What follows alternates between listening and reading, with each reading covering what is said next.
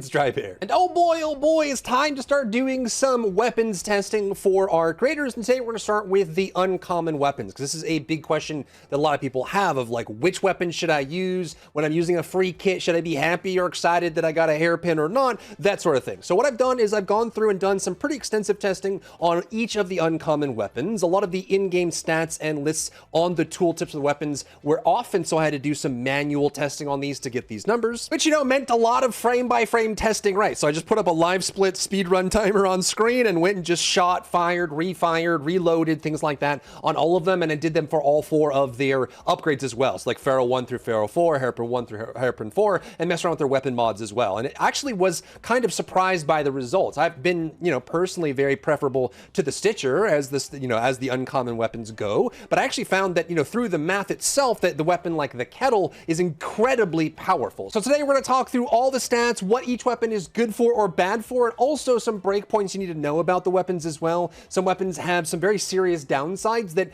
aren't so bad that you just throw the weapon away. It's just understanding what they're good at is really, really big. Now, a couple disclaimers on this. This is testing done with accuracy in mind, and you'll see that displayed on the actual sheet as well. Reload time in mind, which is super important and a crucial detail that a lot of people that first get into weapon testing in general overlook, right? They just tend to think of the theoretical DPS, but they don't include the actuality of having to reload, how big your magazine is, and also how accurate you are, right? Missed shot does no damage, and you can't calculate that in the DPS calculation. Now, I've chosen to start with the uncommon weapons, and we can certainly move to the other rarity weapons if people are interested, just to see how they stack up. And once we finish all of them, we can compare them step by step to see actually where they line up on how effective they are against raiders. And if there's real interest, we could do Arc, but Arc has a lot more complicated calculations, especially with a lot of like obtuse things not being shown in general. Now, the obvious answer here is pick whatever heck weapon you like. It's your game, you paid for it, and whatever weapon you feel the most comfortable with, then that's the way to go. You know, obviously commenters on videos like these tend to get tempted by the idea that, oh, YouTubers are ruining the world. They do all these calculations and these tier lists and blah, blah, blah, blah, blah. But ultimately, if you're a responsible gamer, then you're just looking for reference material, information, and details that might inform your decision, but it's perfectly up to you on which weapon you think is the best versus the worst and which one feels right for you in your own hands. I have this one sheet. It is DrybearGamers, so we got a one sheet down below in the comments description. I have this linked as well, but let me talk through exactly what you're looking at here, because I'm sure at first this is just a lot of nonsense. So at the top, I have all of the 5 uncommon level weapons with my notes on what they're good at and what their strengths and weaknesses are. Then down at the bottom, you'll see a bunch of different numbers for what's being shown here. This is time to kill, and this is versus raiders, mainly because the calculation against Arc is going to be very disparate. Many Arcs have multiple pieces. Each piece might have different damage profiles, damage resistance, and armor, and all the weapons have different penetration as well. And so it would be incredibly painful to try and figure out the optimal damage. And I think most of the time, because Arcs are very straightforward, people run like a Pharaoh, or they get a Renegade, or they bring a Hullcracker, or whatever, and you just deal with the Arcs, or you just use consumables for that, the new Deadline, or, you know, high impact grenades, things like that, whatever. So what you're looking at the bottom of the screen here is time to kill, and I've separated this out into 4 different categories versus raiders. Inside of each category, you'll notice that I have the 4 different states that the enemy you're shooting at will be in. Either in the top left corner of each of these categories, you see right here, this one is unarmed, which means they have no shield on, there's no damage reduction. If you don't know how shields work in Arc Raiders, it's basically a damage reduction scale. So if you have 40 charge on your shield and 100 HP, what happens is when it deals damage, when you take damage from a hit, it will deal damage to both the shield and your HP simultaneously. The shield will take full damage, and your HP will take a damage reduced value based on the quality of the shield you currently have equipped. And then, once the shield cracks or breaks, then you'll take full damage on the remaining amount of HP, which means that, again, the time to kill is going to change based on what armor the target is wearing. So for all 4 of these categories, I've separated from unarmored, no shield, to light shield, medium shield, and heavy shield. And the number you see is how long it would take a player to eliminate another player wearing this shield with the weapon that is listed as well. So that's the inside of each category. Then looking at the 4 categories, this is going to be how good you are at hitting your target and how frequently you hit headshots. Headshots in Arc Raiders, just from a weapon analysis standpoint, are much higher scaling than in most other shooters.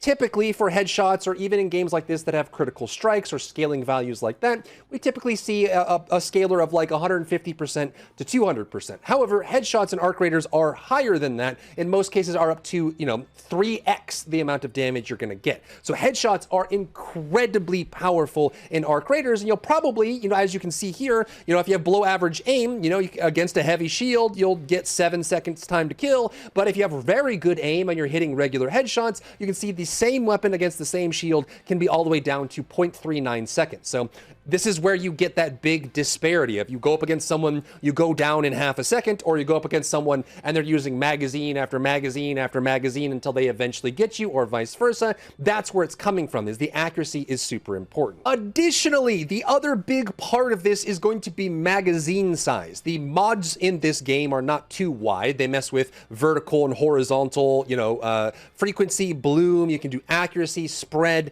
You can also just kind of deal with the lift and how it affects the weapon. You can also stabilize it with the stocks, and you can add more magazines, but in general, most of them are all for preference and control, and some of them actually have negatives. If you see reduced ADS speed on a mod, that's actually slowing down the time that it takes for you to zoom in and aim down sights with that weapon. But what's extra interesting about this is I actually didn't expect the kettle to be the #1 uncommon weapon, even if you have pretty bad aim. I think the big downside here, as I've listed here after the kettle, I said best possible throughput, the highest possible DPS for any of the starting weapons against a raider, regardless of shield state, is the kettle. However, I do note here that not everyone likes discrete fire. They don't have to like having to fire over and over, either with your controller or your mouse, to fire repeatedly and dump the entire mag, whereas weapons like the Stitcher or the Rattler would be full auto, and you can just hold the button down and focus on aiming and controlling the bloom and recoil on the weapon. The kettle definitely kind of has that going for it, but it does have the highest and fastest kill potential out of all the weapons against a raider. So starting from the left side, we have below average aim. This means that you're going to be missing, it depends on what FPS we're looking at. Super fast FPSs,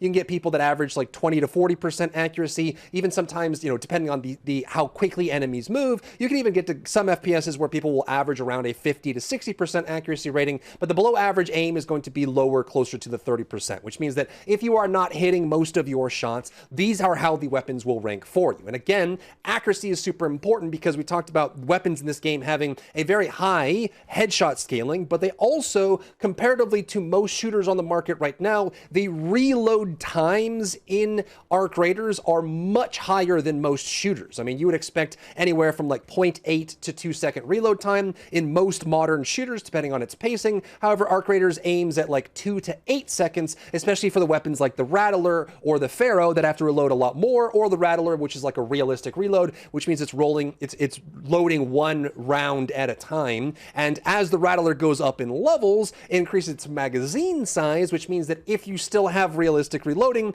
not only does the Rattler get, it has better kill potential with a single magazine, but the reload gets worse and worse the more you upgrade the Rattler. And so that's why I have here on the Rattler, best used for a single magazine before swapping to a secondary weapon, because the reload penalty on the Rattler is atrocious. Now, going from the first category to the second category, you can see we have below average aim, and then we have below average aim plus weapon mods. And I just wanted to highlight that even if you have below average aim, I know that arc raiders attracts all kinds of gamers, people that don't normally play shooters in general, or just haven't been practicing their aim for quite a while. You can see the difference that weapon mods can actually make, partially because it's going to improve your accuracy and control with some of the modules, but also because the weapons that can fit an extended magazine, that will greatly improve your kill potential, because it means that you have a higher likelihood of hitting lethality on the other raider before you're forced to include the arc raider's heavy reload penalty. Another thing worth mentioning, obviously, is, in this case, arc raiders is an extraction shooter. It has some strategic elements to it, but it also is a third-person shooter as well, which means that you can use sight lines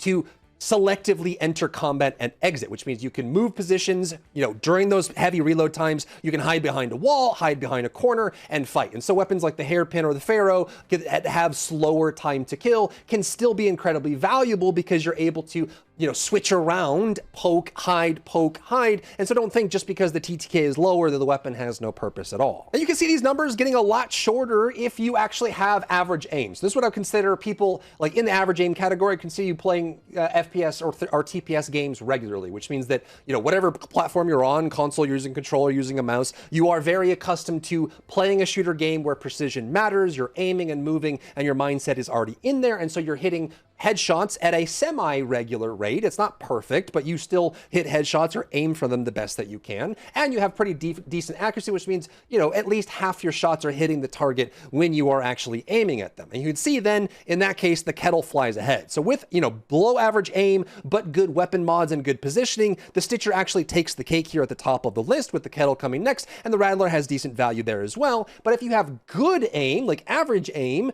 then the kettle and the Rattler actually beat out. What's interesting here is you can see the Rattler actually outperforms the Stitcher if you have decent aim.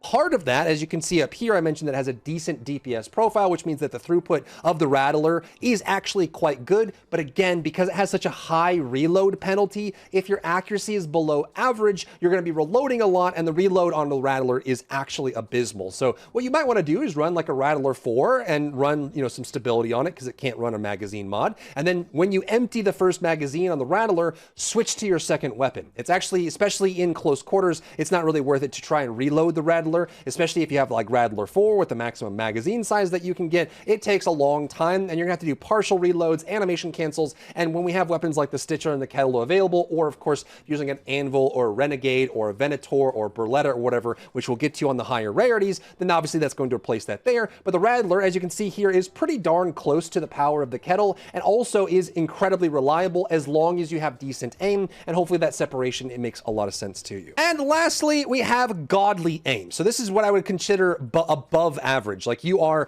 quite skilled at aiming, you can hit headshots regularly, and you hit your target most of the time. Like, you have that kind of aim. You can really see the difference in time to kill between the below average aim to the godly aim. It makes a massive difference because, again, the more you're accurate, the more you're getting that damage out, the less you have to incur reload penalties, which means that you're able to, annihilate a target in under a single magazine, which is a massive increase with the heavy reload penalties that they have in Arc Raiders. And in this case, you can see that when you have very good aim, the Stitcher beats out the Rattler in this case. Even though both of them will be able to kill a target in a single magazine, you still will have the Stitcher outperforming the Rattler in that case. But the kettle, partially because it's the headshot scaling as well, but also still at the top. And you'll also notice that the Pharaoh 4, when it's fully maxed out and you have good accuracy, is starting to pump up there. It's like, it's actually not too far off. Part of this is because of the headshot scaling. As you can see here on the Pharaoh, I mentioned that it does have a very high, like it has a very high headshot scaler. If you can get a headshot, like, it's actually one of the better things you can do is start an engagement with a single Pharaoh headshot and then switch to a different weapon, just because that headshot scaling damage on a single hit of the Pharaoh is so unbelievably high that it makes it very good for long range sniping and poke shots. So like, you're taking pot shots at people from a distance or medium range, but it's unreliable in close quarters just because it only has one magazine size. It can't fit an extended magazine. You're not going to make it have more rounds in that magazine so you can keep shooting it. And realistically, using it in close quarters when someone's right on top of you is you're asking for trouble, because you really, if you can have godly aim, sure, but if you miss even one shot on the Pharaoh, you're behind on that DPS race pretty heavily. So that's where we're at with the uncommon weapons. If you'd like to see more of this, to go through like the green, blue, purple, and legendary level weapons and compare them all together, and then we can do a final list if people are interested. Drop it down in the comments below if that's something you'd be looking for in general, because I think this is super fun to do. And also keep in mind, it's a big preference thing. You may like certain weapons or others, and realistically, the best weapon for you is the weapon that you can use comfortably and hit your shots on. If you're not hitting your shots, then it doesn't really matter how good the DPS is on the weapon mathematically. It's all up to you and your personal preference and what your skill set dictates. If you found value in today's video, leave a like down below, leave a comment for the algorithm to help this video get seen by more people, and don't forget to check out my other channels for other content and other stuff and other things.